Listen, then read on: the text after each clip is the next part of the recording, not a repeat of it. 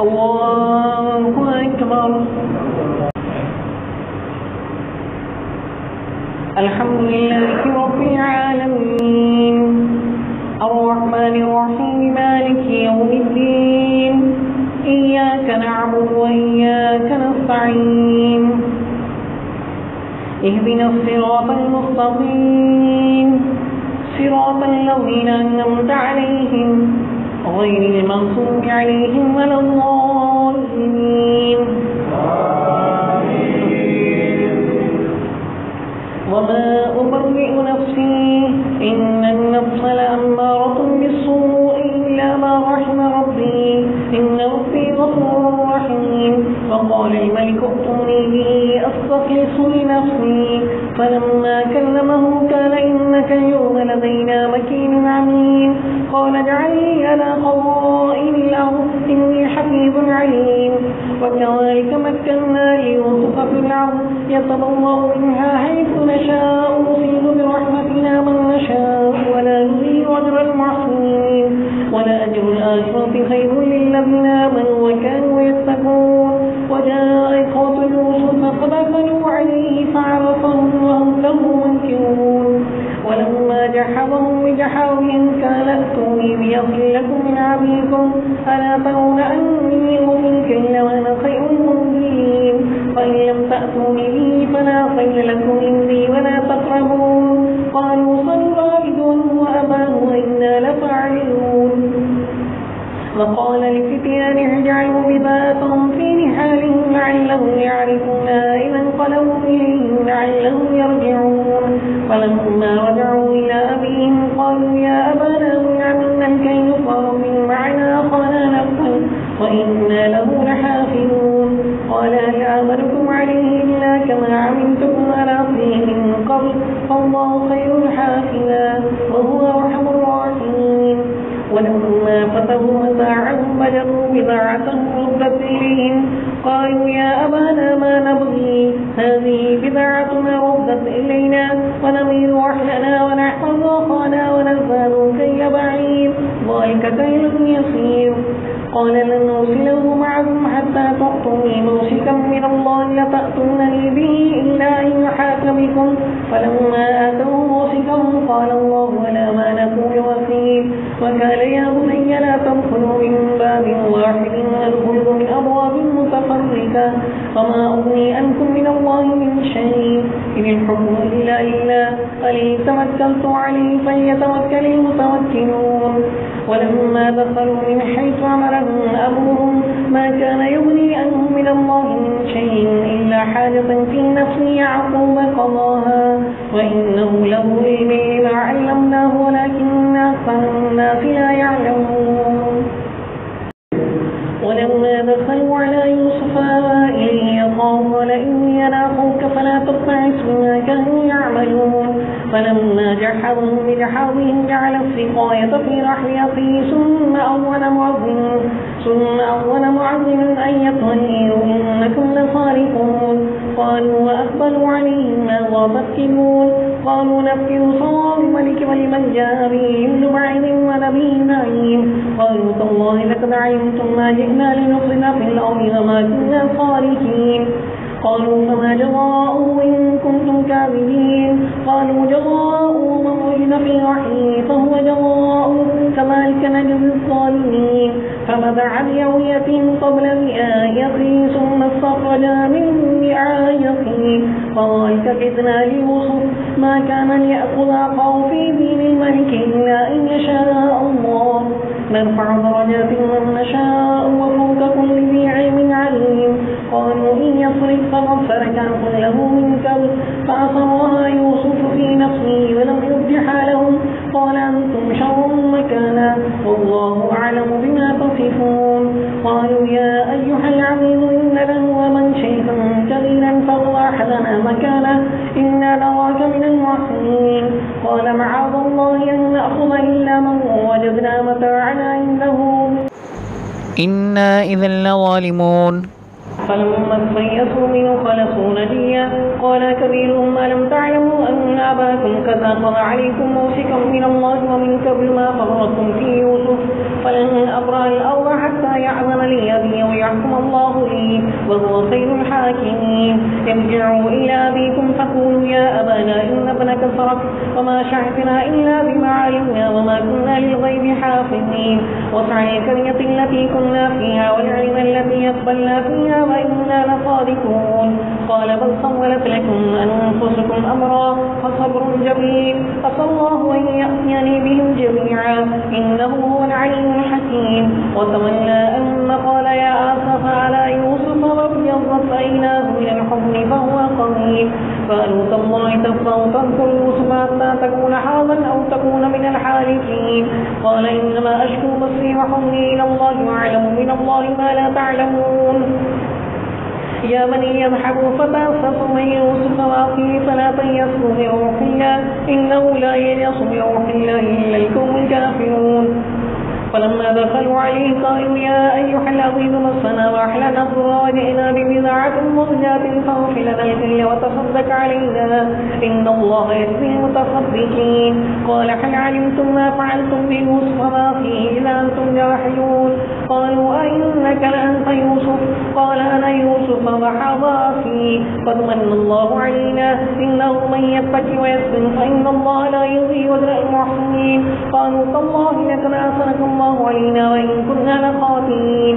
قال لا تثريب عليكم اليوم يغفر الله لكم وهو أرحم الراحمين. اذهبوا بقميصي هذا فألقوه على وجه أبي يأت بصيرا وأتوني بأهلكم أجمعين. ولما فصلت العير قال أبوهم إني لأجد ريح يوسف لولا أن تفندون. قالوا تالله إنك لفي ضلالك الكريم. فلما أن جاء البشير والكاه على وجهه فارتد بصيرا قال لم أكن لكم إني أعلم من الله ما لا تعلمون. قالوا يا أبانا استغفر لنا ذنوبنا إنا كنا خاطئين. قال سوف أستغفر لكم ربي إنه هو الغفور الرحيم. فلما دخلوا على يوسف آوى إليه أبويه وقال ادخلوا مصر إن شاء الله آمين. ورفع أبويه على العرش وخروا له سجدا وقال يا أبت هذا تأويل رؤياي من قبل قد جعلها ربي حقا فقد أحسن بي وأخرجني من السجن وجاء بكم من الغد من بعد أن نزغ الشيطان بيني وبين إخوتي إن ربي لطيف لما يشاء إنه هو العليم الحكيم. رب قد آتيتني من الملك وعلمتني من تأويل الأحاديث فاطر السماوات والأرض أنت ولي في الدنيا والآخرة توفني مسلما والحقني بالصالحين. ذلك من أنباء الغيب نوحيه إليك وما كنت لديهم إذ أجمعوا أمرهم يمكرون وما أرسلنا الناس ولو حرصت بمؤمنين وما تصلوا عليه من عجل إن هو إلا ذكر للعالمين. وكأي من آية في السماوات والأرض يمرون عليها وهم عنها معرضون وما يؤمن أكثرهم بالله إلا وهم مشركون. أفامنوا أن تأتيهم غاشية من عذاب الله أو تأتيهم ساعة بغتة وهم لا يشعرون. قل حولي سبيلي أدعو إلى الله على بصيرة أنا ومن اتبعني وسبحان الله وما أنا من المشركين. فما أرسلنا من قبلك إلا رجالا نوحي إليهم من أهل القرى أفلم يسيروا في الأرض فينظروا كيف كان عاقبة الذين من قبلهم ولدار الآخرة خير للذين اتقوا أفلا تعقلون. حتى إذا استيأس الرسل وظنوا أنهم كذبوا جاءهم نصرنا فنجي من نشاء ولا يرد بأسنا عن القوم المجرمين. لقد كان في قصصهم عبرة لأولي الألباب ما كان حديثا يفترى ولكن تصديق الذي بين يديه وتفصيل كل شيء وهدى ورحمة لقوم يؤمنون. الله أكبر. بسم الله الرحمن الرحيم. الإسلام تلك آيات الكتاب والذي أنزل إليك من ربك الحق ولكن أكثر الناس لا يؤمنون. الله الذي رفع السماوات بغير عمد ترونها ثم استوى على العرش وسخر الشمس والقمر كل يجري لأجل مسمى يدبر الأمر يفصل الآيات لعلكم بلقاء ربكم توقنون. وهو الذي مد الأرض وجعل فيها رواسي وأنحارا ومن كل الثمرات جعل فيها زوجين اثنين يغشي الليل النهار إن في ذلك الآيات لقوم يتفكرون.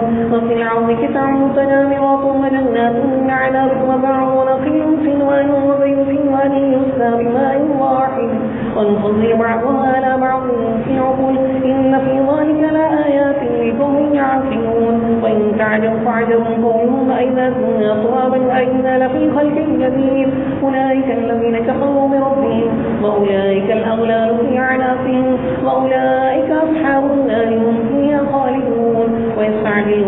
السيئة قبل الحسنة وقد خلت من قبلهم المثلات وإن ربك لذو مغفرة للناس على ظلمهم وإن ربك لشديد العقاب ويقول الذين كفروا لولا أنزل عليه آية من ربه إنما أنت منذر ولكل قوم حاد. الله أكبر. الحمد لله رب العالمين الرحمن الرحيم مالك يوم الدين إياك نعبد وإياك نستعين اهدنا الصراط المستقيم صراط الذين أنعمت عليهم غير المغضوب عليهم ولا الضالين.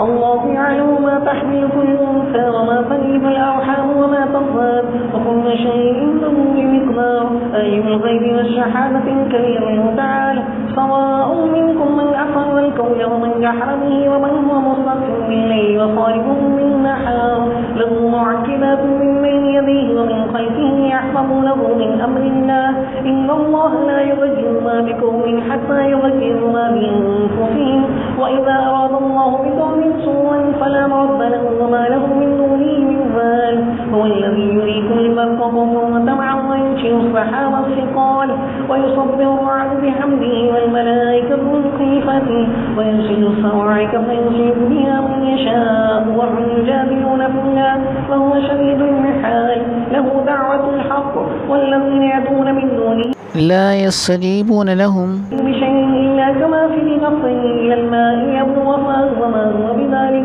فما دعاء الكافرين إلا في ضلال ولله يصعد من في السماوات والأرض طوعا وكرها وظلالهم بالغدو والآصال. الله أكبر.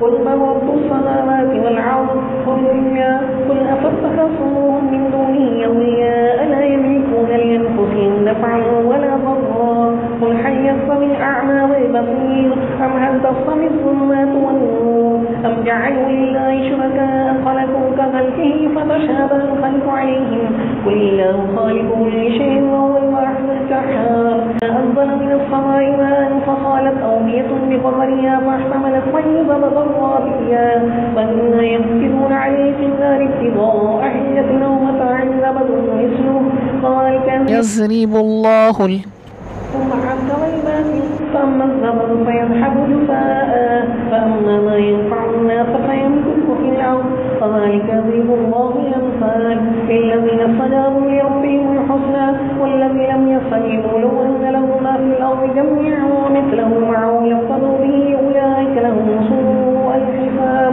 ومأواه جهنم وبئس المحاب. الله أكبر. أفمن يعلم أن ما أنزل إليك من ربك الحق كمن هو أعمى إنما يتذكر أولو الألباب الذين يوفون بعهد الله ولا ينقضون الميثاق والذين يصلون ما أمر الله به أن يوصل ويخشون ربهم ويخافون سوء الحساب والذين صبروا ابتغاء وجه ربهم وأقاموا الصلاة وأنفقوا مما رزقناهم سرا وعلانية ويدرؤون بالحسنة السيئة أولئك لهم عقبى الدار جنات عدن يدخلونها ومن صلى من آبائهم وأزواجهم وذرياتهم والملائكة يدخلون عليهم من كل باب سلام عليكم بما صبرتم فنعم عقبى الدار والذين ينكرون عهد الله من بعد ميثاقه ويقطعون ما أمر الله به يوصل ويفسدون في الأرض أولئك لهم اللعنة ولهم سوء الدار الله يبسط رزقه من يشاء ويقدر وفرحوا بالحياة الدنيا وما الحياة الدنيا في الآخرة إلا متاع يقول الذين كفروا لولا أنزل عليه آية من ربه قل إن الله يضل من يشاء ويهدي إليه من عناب الذين آمنوا وتطمئن قلوبهم بذكر الله ألا بذكر الله وتطمئن القلوب الذين آمنوا وعملوا الصالحات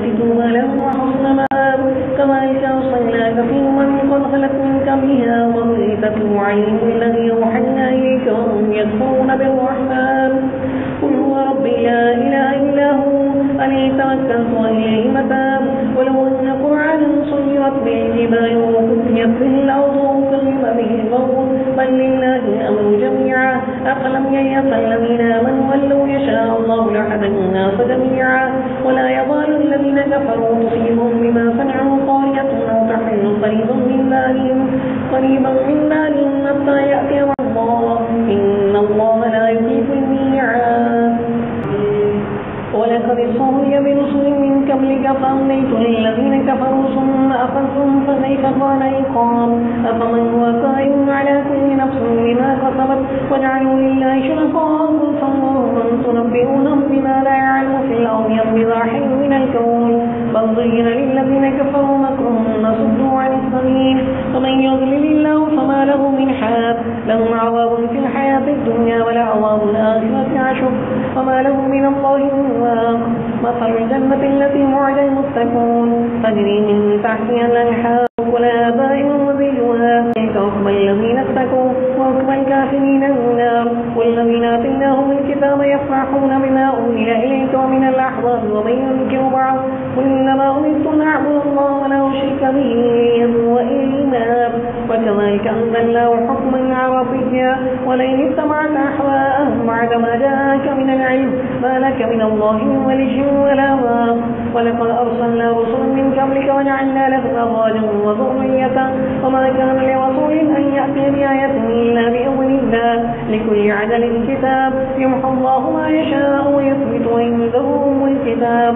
وإما نرينك بعض الذين نعدهم أو نتوفينك فإنما عليك البلاغ وعلينا الحساب. أولم يروا أننا نأتي الأرض ننقضها من أطرافها والله يحكم لا معقب لحكمه وهو سريع الحساب. قد مكر الذين من قبلهم فلله المكر جميعا يعلم ما تكسب كل نفس وسيعلم الكفار لمن عقبى الدار ويقول الذين كفروا لست مرسلا قل كفى بالله شهيدا بيني وبينكم ومن عنده علم الكتاب. الله أكبر. بسم الله الرحمن الرحيم. الإسلام كتاب أنزلناه إليك لتخرج الناس من الظلمات إلى النور بإذن ربهم إلى صراط العزيز الحميد الذي له ملك السماوات وما والأرض وويل للكافرين من عذاب شديد الذين يستحبون الحياة الدنيا على الآخرة ويصدون عن سبيل الله ويبغونها عوجا أولئك في ضلال بعيد. وما أرسلنا من رسول إلا بلسان قومه ليبين لهم فيضل الله من يشاء ويهدي من يشاء وهو العزيز الحكيم. ولقد أرسلنا موسى بآياتنا أن أخرج قومك من الظلمات إلى النور وذكرهم بأيام الله إن في ذلك لآيات لكل صبار شكور.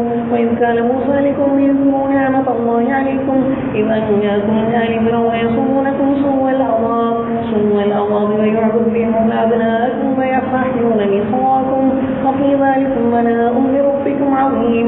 وإذ أذن ربك لئن شكرتم لأزيدنكم ولئن كفرتم إن عذابي لشديد.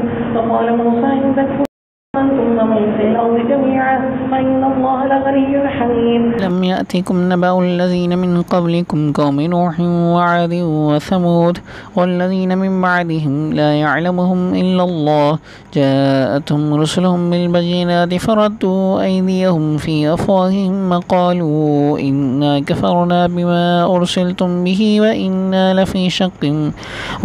لفي شك مما تدعوننا إليه مريب. قالت رسلهم في الله شق فاتر السماوات والأرض يدعوكم ليغفر لكم من ذنوبكم ويؤخركم إلى أجل مسمى قالوا إن أنتم إلا بشر مثلنا تريدون أن تصدون عما كان يعبد آباؤنا فأتونا بسلطان مبين. قالت لهم رسلهم إن نحن إلا بشر